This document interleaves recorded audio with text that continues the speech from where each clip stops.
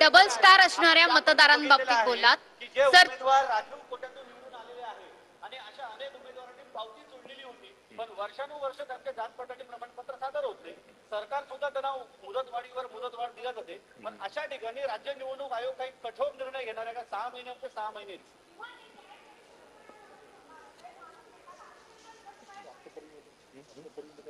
नाही, आता actually basically नाम निर्देशनाची जी प्रक्रिया आहे ती आमच्या परवीमध्ये आहे.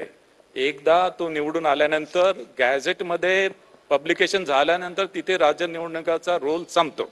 त्याच्यानंतर रोल तो राज्य शासनाचा आहे. सर, दुबार मतदारांच्या बाबतीत इकडे एक मिनिट. दुबार मतदारांच्या बाबतीत तुम्ही म्हटलात की आम्ही त्यांना चिन्हांकित करणार आहोत, डबल स्टार देणार आहोत. त्याची काही संख्या आपल्याला ठाऊक आहे का? तिची मोजणी आपण केली आहे का? ऍक्च्युली ही जी प्रक्रिया आहे ही ऍक्च्युली आम्ही टूल दिलेला आहे.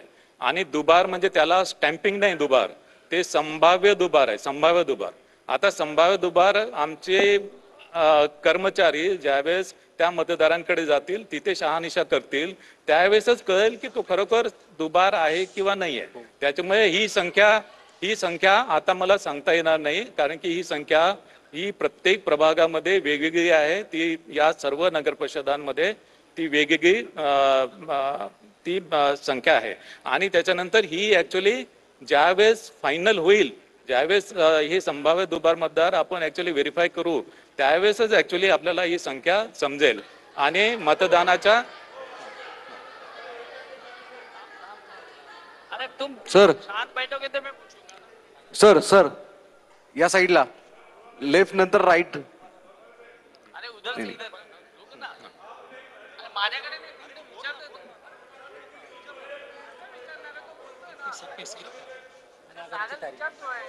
नाही, माघारी घेण्याची तारीख आहे.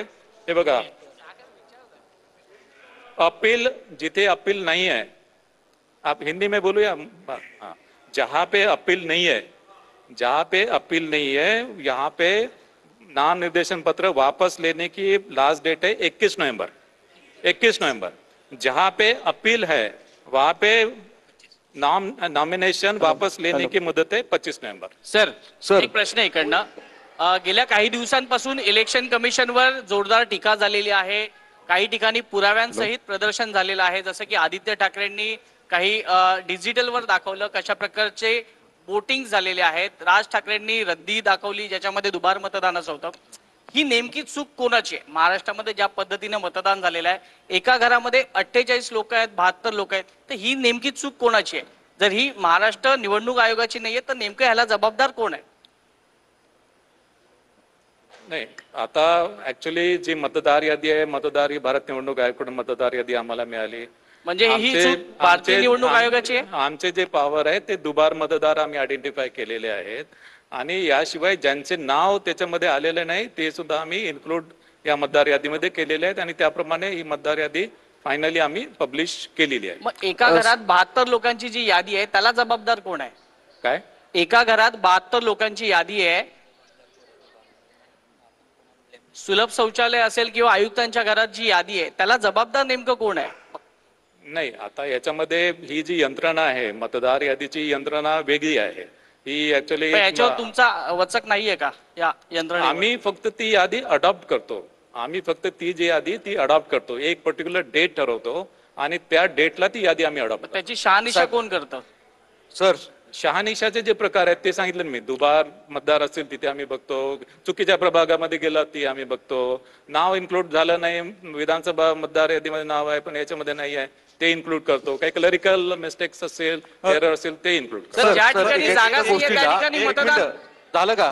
ज्या ठिकाणी जागाच नाहीये, फक्त रिकामी आहे त्या ठिकाणी मतदार आहेत. मग हे याच्या संदर्भात काहीतरी असेल ना, काहीतरी जबाबदारी असेल साहेब. जबाबदारी जी आहे त्याच्यामध्ये प्रत्येक प्राधिकरणाची जबाबदारी जी निश्चित केलेली आहे. राज्य निवडणूक आयोगाची जी रिस्पॉन्सिबिलिटी ती राज्य निवडणूक आयोगाची आहे. भारत निवडणूक आयोगाचे जे अधिकार आहेत ते भारत निवडणूक आयोगाचे. सर एक दुबार नावाच्या